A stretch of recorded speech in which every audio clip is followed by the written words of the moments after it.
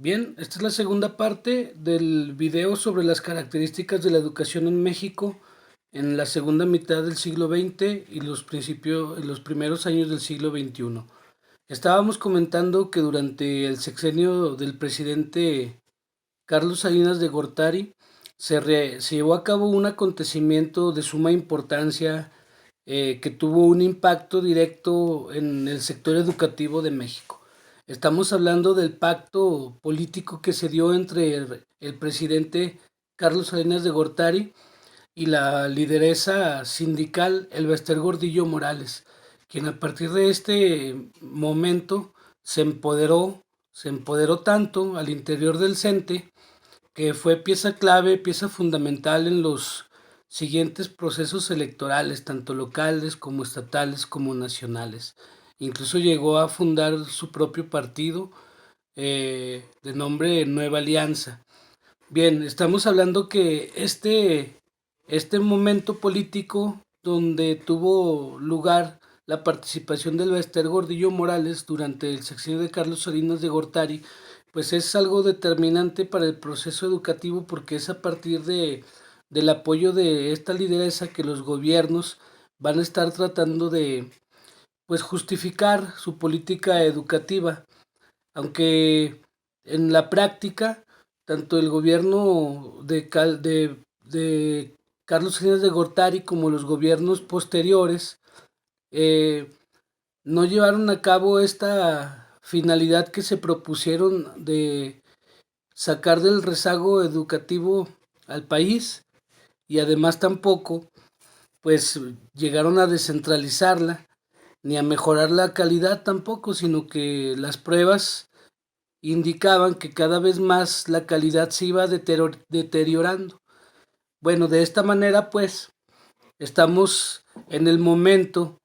en que se da el cambio presidencial en el 94, el cual está marcado por una serie de escándalos que incluso superan el cambio sexenal pasado. En ese año tuvo surgimiento en el sur del país, específicamente en Chiapas, el movimiento armado del Ejército Zapatista de Liberación Nacional. Era un zapatista, era un movimiento de indígenas y de mestizos. Posteriormente se supo que reivindicaban algunos de los puntos del plan de Ayala de Zapata, pero de alguna manera pues adaptados a las condiciones modernas. Pues este movimiento tuvo mucha importancia, incluso mucha influencia, pero pues finalmente se dio la renovación presidencial, y en este mismo año también tuvo lugar el asesinato del principal candidato a la presidencia, Luis Donaldo Colosio, quien algunos días antes había tomado distancia del actual presidente Carlos Salinas de Gortari.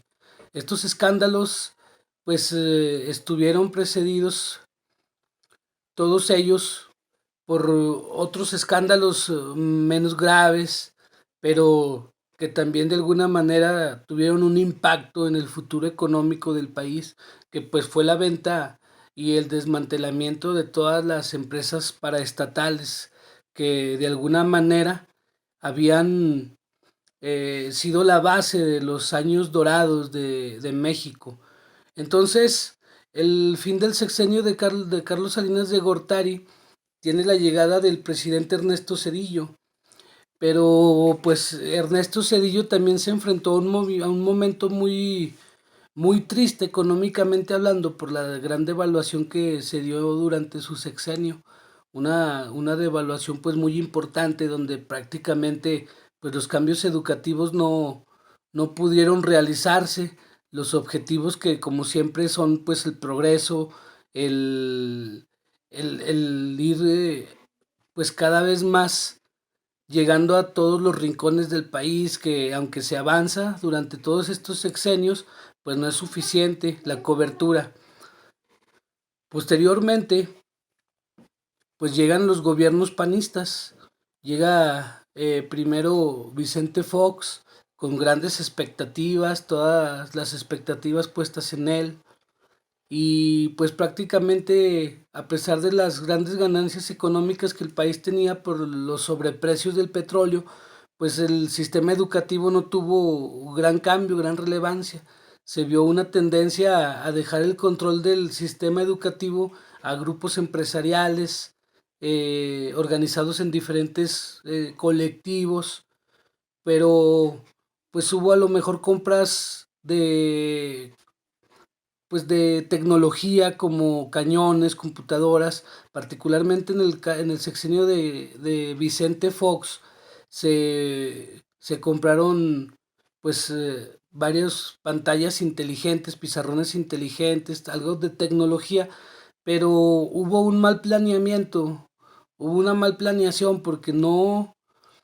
se llevó a cabo un estudio donde se pudiera realmente llevar a cabo esta mejora tecnológica y que tuviera un impacto real en la educación, porque se pusieron computadoras, se hicieron aulas de medios, se pusieron algunos pizarrones inteligentes en escuelas que incluso no tenían ni siquiera luz eléctrica, ¿no? O donde los maestros no sabían utilizar esta tecnología, por lo que esta inversión fue obsoleta. El sexenio de Felipe Calderón, además de estar precedido también de un escándalo de fraude electoral, de una polarización en la sociedad mexicana, pues también estuvo caracterizado por la guerra al narcotráfico, lo que desató una matanza sin precedentes en México, que incluso actualmente pues es el gran lastre, ¿no? En este sentido, podemos decir que al interior de las escuelas se vio reflejado también esta tendencia violenta y era algo para lo que no estaba preparado nuestro sistema educativo ni nuestros maestros, de tal manera que es un sexenio donde la educación es uno de los principales de las principales víctimas de esta violencia desatada que se da en el país. Hay una guerra contra el narco que desata una violencia terrible en todo el país y particularmente esto se ve reflejado en las escuelas, pues porque los alumnos vienen eh, de esta misma sociedad donde se está llevando a cabo este tipo de violencia, lo que se ve reproducido pues en las escuelas, ¿no? Algo para lo que los maestros, los directivos, el mismo sistema no estaba preparado. Y de alguna manera pues se avanza en lo que es la cobertura, construyen más escuelas y se enfatiza en lo que es la calidad educativa, aunque no queda muy claro qué tipo de calidad educativa, ¿no? Porque es cierto que hay objetivos plasmados, enfocados todos ellos en la calidad educativa, pero no se concreta en sí, pues, qué es la calidad, si la infraestructura en las escuelas, si la formación de los maestros, y pues en realidad no se lleva ningún cambio legal, ningún cambio constitucional en este sentido, aunque sí hay un enfrentamiento entre la política educativa gubernamental y los grupos de la disidencia magisterial que cada vez se iban empoderando más en torno a la Coordinadora Nacional de Trabajadores de la Educación, el principal grupo político magisterial opositor al CENTE de tendencia oficialista, con su líder el Bester Gordillo. Pues bien, en este contexto es que se va a llevar a cabo el cambio presidencial del 2012. Es un momento muy importante porque cuando triunfa el candidato Enrique Peña Nieto, el candidato de la derecha del Partido Conservador, es que se llevan a cabo cambios de gran trascendencia, cambios muy muy importantes porque se plantea un gran proyecto al inicio de este sexenio al que se le denomina eh, bueno, es en donde participan todos los partidos políticos y le denominan el Pacto por México, ¿no? Es un, es una alianza al margen de las instituciones legalmente constituidas como es el Congreso, como es la misma presidencia, y dentro de esta alianza de partidos es donde se plantean grandes cambios estructurales a la constitución del país y entre ellos está contemplado el de la reforma educativa. Y esta reforma educativa es tan importante para el régimen peñista que es la primera gran reforma que se lleva a cabo, que se discute, ¿no? y que incluso, digamos, es donde todos los partidos políticos existentes en ese momento se ponen de acuerdo. Todos estuvieron de acuerdo en esta reforma educativa. Esta reforma educativa tuvo pues grandes cambios en la Constitución, porque planteó tres grandes leyes, ¿no? Una de ellas fue dentro de la misma Ley General de Educación, otra fue la ley que creó el Instituto Nacional de Evaluación Educativa y otro fue la Ley del Servicio Profesional Docente. Y entonces estos grandes cambios, el gobierno peñista, con una gran cantidad de recursos que se le invirtieron en publicidad, pues difundieron la idea de que era para dar un control a la educación, para que las plazas ya no se vendieran, para que ya no hubiera corrupción, para que la calidad de la educación fuera más y mejor. En esto hubo mucho énfasis en la calidad de la educación, la calidad educativa, y sin embargo, pues en el papel estas leyes en realidad no modificaban nada relativo pues a la educación. Estamos hablando pues en cuanto a lo cualitativo, ¿no? Lo que se enfocaban estas leyes, esta reforma educativa, era más que nada en la relación laboral que había de los maestros con el Estado, los maestros disidentes, y en un primer momento el mismo sindicato también estuvieron en contra de esta reforma educativa porque se centraba, particularmente esta reforma tuvo su énfasis en lo que fue la evaluación magisterial, pero era una evaluación punitiva, planteaba una evaluación en tres momentos que finalmente si los maestros no daban el ancho, por así decirlo, no cumplían con esa evaluación, con los criterios evaluativos, pues iban a ser incluso hasta despedidos del sistema educativo o bien cambiados en sus funciones, ¿no? Pero pues esto de alguna manera atentaba a los derechos laborales adquiridos a lo largo de los años de los maestros del gremio magisterial. El movimiento del gobierno peñista fue cambiar nuevamente al liderazgo del Sindicato Nacional de Educación, puesto que la figura del Baester Gordillo venía, además de desgastándose por la corrupción en la que estaba pues inmersa, también en algún momento representó como una oposición a la reforma educativa, por lo que se le acusó de corrupción de manera legal desde las instancias legales, se le metió a la cárcel durante prácticamente todo el sexenio peñista y se nombró a un nuevo dirigente magisterial de nombre Juan Díaz de la Torre, pues totalmente adicto al gobierno de Peña Nieto, ¿no? Tanto así que fue uno de los grandes apoyadores de la reforma educativa peñista, que sin embargo, y a pesar de este apoyo oficial y sindical y gran derrame en publicidad, pues los grupos magisteriales disidentes, todos ellos prácticamente en torno de la CENTE, llevaron a cabo un movimiento magisterial sin precedentes en el país. Todo el sexenio peñista en las movilizaciones del 2013, 2015, 2018, fueron grandes movilizaciones magisteriales que de alguna manera contribuyeron a derrumbar la legitimidad de la reforma educativa, porque pues los padres de familia, la sociedad en particular y pues se empezaron a preguntar si una reforma educativa iba a tener éxito si los maestros pues estaban en contra de ella, por lo que también la misma sociedad civil, los intelectuales, la opinión pública en lo general, pues empezó a manifestar en contra de esta reforma educativa.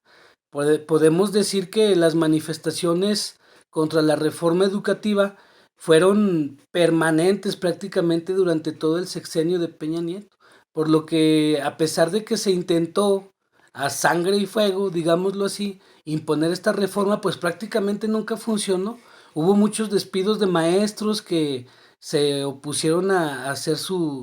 la evaluación. Hubo pues muchos cambios que se dieron a partir de esta reforma, cambios que se consideraban pues que violaban los derechos laborales de los maestros, ¿no? Porque no se reconocía el escalafón no se reconocía pues los estudios que los maestros habían tenido, sino que todo surgía a partir de la evaluación, tanto el ingreso al sistema como el ascenso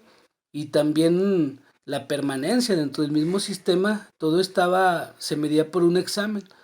Un examen que también la ley pues decía que no tenía acceso a él, a sus resultados, el evaluado. O sea, algo que ponía en duda los resultados del mismo examen, ¿no? Bueno, esto fue algo muy polémico, fue una lucha constante del gremio magisterial contra la reforma educativa y este personaje Peña Nieto, el presidente de México, del 2012 al 2018, terminó siendo una figura muy desgastada y sin duda uno de los elementos importantes para este desgaste fue las reformas las protestas contra la reforma educativa, encabezadas por la CENTE, pero llevadas a cabo prácticamente en todo el país y prácticamente por la gran mayoría de los maestros, ¿no? Entonces, obviamente que esto iba a ser un punto importante para para la política en el país, y más cuando se llegó el año del 2018, que fue el año de sucesión presidencial. Entonces, para todos los involucrados, para todos los candidatos, el tema educativo fue un tema principal. Finalmente, pues el candidato de las izquierdas, el candidato Andrés Manuel López Obrador, se impuso en la votación y de una manera determinante, como nunca antes en la historia se votó por un presidente en números de porcentaje, superó el 50% y en número de votos fueron más de 30 millones de votos que tuvo el candidato de las izquierdas, lo que hace que este personaje pues llegue con una gran legitimidad a la presidencia a finales del 2018 y prácticamente una de las primeras acciones que se llevan a cabo ya en el 2019 pues es la derogación de la reforma peñista y se crea pues una nueva ley, ¿no? Una nueva reforma educativa, ahora con pues un tinte más de izquierda, que todavía a estas alturas no podemos estar calificando porque pues falta mucho, pero esta reforma que se lleva a cabo en el 2019, pues su principal característica es que deroga la reforma anterior, ¿no? La reforma peñista, y hace énfasis en que las evaluaciones que se van a llevar a cabo a partir de este momento no van a ser evaluaciones punitivas, no se va a despedir a nadie ni se va a castigar a nadie por los resultados de esa evaluación, sino que van a ser evaluaciones formativas e incluso hasta se menciona voluntarias, ¿no? Se crea también lo que es el sistema para carrera de las maestras y de los maestros, que plantea pues un mecanismo para que los maestros y las maestras pues vayan avanzando, vayan generando más privilegios, digámoslo de alguna manera. Eh, Se habla por primera vez de una educación pluricultural y bilingüe que considere pues a todas las lenguas que existen en nuestro país, a las diferentes culturas que existen en nuestro país y hasta lo que va de este sexenio, pues el magisterio parece que en su mayoría está conforme o al menos está a la expectativa de lo que ocurre con esta reforma educativa, que no tiene desde el punto de vista del gobierno, no tiene solamente el objetivo de estar en un proceso de conciliación con el gremio magisterial, sino que tiene como objetivo que la educación en México realmente trascienda para que los niveles de calidad aumenten, para que los niveles de reprobación y de rezago disminuyan y para que de alguna manera la educación sea una herramienta emancipadora. Falta mucho para ver los resultados de este momento, de este proyecto educativo, pero pues hasta el momento es la última gran reforma que se ha llevado a cabo en este momento, ¿no? En este sector de la educación. Incluso todavía en estos momentos es que se están discutiendo algunas de las reformas secundarias derivadas de esta gran reforma educativa, por lo que es imposible ahorita hacer un análisis aún sobre esta política, esta reforma, que incluso va acompañada también de otras políticas sociales, como es la dispersión de una gran cantidad de recursos en becas. Por ejemplo, todos los alumnos de el bachillerato en México tienen una beca para transporte, hay becas para primaria, becas para secundaria, pero becas también para universidad, pero es importante esta de bachillerato porque es universal, todas las personas de bachillerato tienen esta beca. Falta ver si este tipo de política da resultados en una mejora en la calidad de la educación. Falta ver si este